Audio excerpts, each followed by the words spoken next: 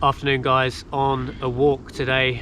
It's bitterly cold, very wet. We had to cross a ploughed field. The footpath took us through a ploughed field back there, and it was very sticky mud. Almost fell over on a few occasions. It's like sleety cold. It's probably only about 0 degrees, but with the wind it's very bitter. It's actually quite arduous out here. One of the things I've been thinking about for the last few days is this proverb for living a simple life, and that's that you don't need to own no possessions, or you don't need to own no possessions, but you should have no possession that owns you, i.e. everything you have, everything you own, it should be for your benefit. You don't want to get to the situation where your possessions own you, and that happens very easily. It happens probably easier than most people think.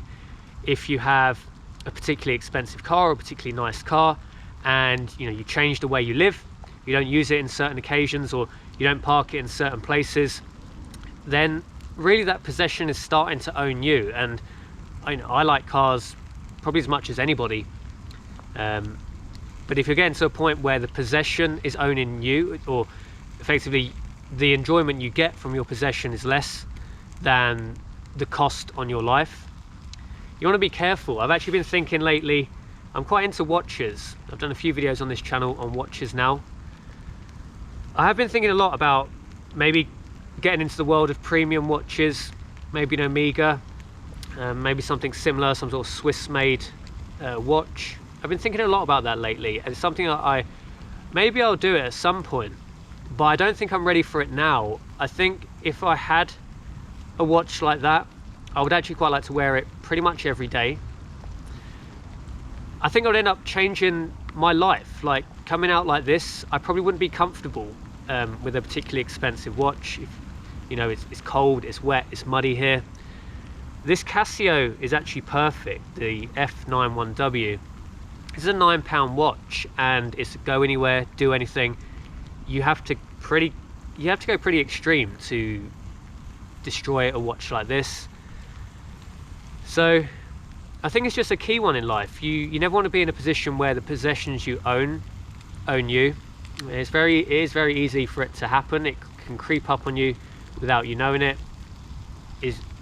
Do you get the enjoyment from the things you have around you more than the cost of owning them? And it's not just a monetary cost, it's the time, the emotional, the mental cost of owning the possessions around you. A Swiss made watch, for example, it needs servicing, it needs constant looking after, it needs maintenance, it needs cleaning.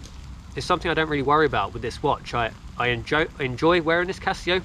It's a very nice watch to wear. It's not everybody's cup of tea, but it's very comfortable. It's probably the most comfortable watch I've ever worn. It's light, you don't really notice it on the wrist. People comment on it. People still like this watch. Just because it's a £9 watch doesn't mean even like watch enthusiasts won't. Some people may be snobby about it, but some people go, oh yeah, okay, the retro Casio. That's what I've been thinking about for the last few days, guys. I think it's a big one for our lives. Just don't let the possessions around you own you. Look around your life.